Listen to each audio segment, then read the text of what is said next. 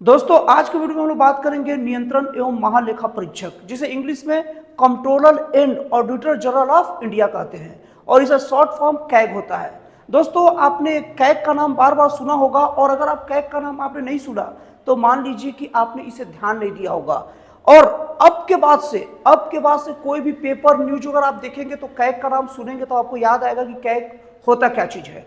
दोस्तों नियंत्रण एवं महालेखा परीक्षक या कैग हमारे देश के सार्वजनिक आय व्यय का प्रहरी होता है। दोस्तों कैग एक ऐसा संस्था होता है, एक ऐसा चीज होता है कि जब भी अगर सरकार किसी चीज के लिए कोई धन आवंटित करती है तो इसकी ये सघन निगरानी रखता है और इसके बाद में अगर कोई घोटाला वगैरह होता है तो ये रिपोर्ट भी करता है ईडी को और ईडी कैग के पास पूछताछ के लिए भी आता है और कैग जो भी संबंधित संस्थाएं हैं, जो नियंत्रण जो महालेखा परीक्षक है, वो सभी को अलग अलग समय में रिपोर्ट भी भेजते रहता है।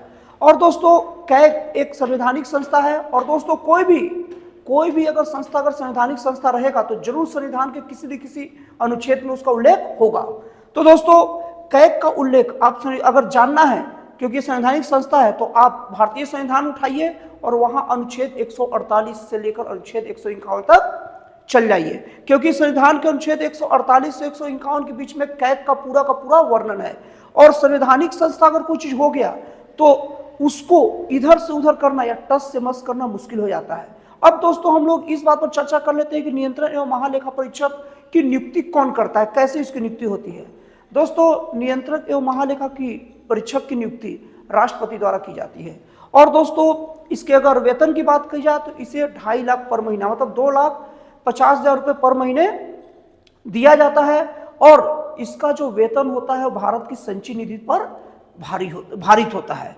और दोस्तों इसके बाद में अगर इनका कार्यकाल देखा जाए तो इनका कार्यकाल 6 साल या 65 वर्ष की उम्र, दोनों में से कोई भी चीज। 6 साल बोलूं तो 6 साल का मतलब यह है कि जिस समय नियंत्रण एवं महालेखा परीक्षक मतलब कैग की नियुक्ति हुई है उस टाइम से लेकर 6 साल, और नहीं तो उनकी उम्र टोटल उम्र 65 साल पूरा होने तक रहता है।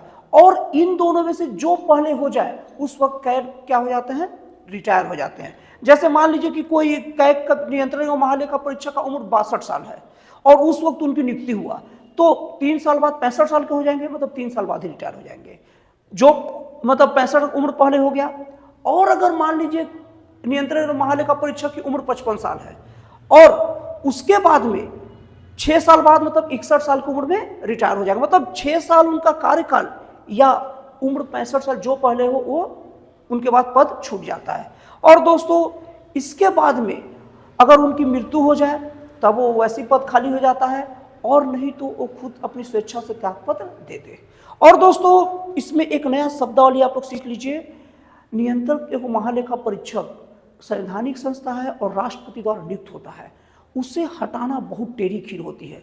दोस्तों जो भी कोई भी अधिकारी या प्राधिकारी अगर राष्ट्रपति द्वारा नियुक्त हो जाए ना तो उसे हटाना बच्चों का खेल नहीं होता। जैसे सर्वोच्च न्यायालय के मुख्य न्यायाधीश, भारत का प्रधानमंत्री और उसके बाद राज्यों के राज्यपाल और क्या बोलते हैं कि महान्यायवादी, ये सब के सब राष्ट्रपति द्वारा अपॉइंटेड होते हैं, इसीलिए इनको हटाने के लिए विशेष प्रक्रिया का सामना करना पड़ता है। और यही नहीं, अगर वो संवैधानिक संस्था हो तो और उसे हटाना मुश्किल है।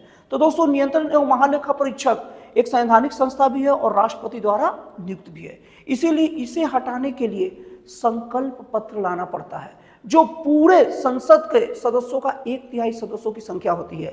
दोस्तों ध्यान रखिएगा, राष्ट्रपति को हटाने के लिए जो प्रक्रिया उसको महाभियोग नाम दिया जाता है और उसी तरह नियंत्रण एवं महालेखा परीक्षक को हटाने के लिए जो प्रक्रिया का क्या नाम है, संकल्प पत्र। तो संकल्प पत्र के माध्यम से भी नियंत्रण महालेखा परीक्षक को हटाया जा सकता है।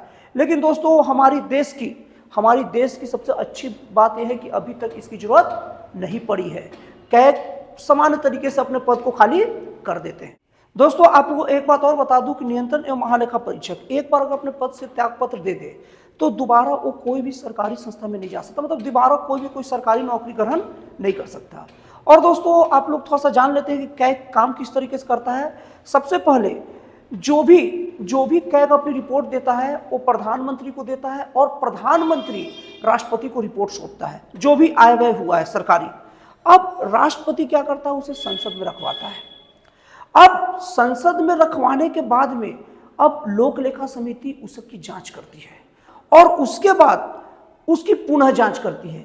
इसके बाद में जो भी 19-20 होता है सब के सब कैग देखता है। और दोस्तों राज्यों का लेखा भी वैसे ही है, क्योंकि नियंत्रण एवं महालेखा परीक्षक केंद्र और राज्य दोनों का बराबर लेखा जोखा रखता है।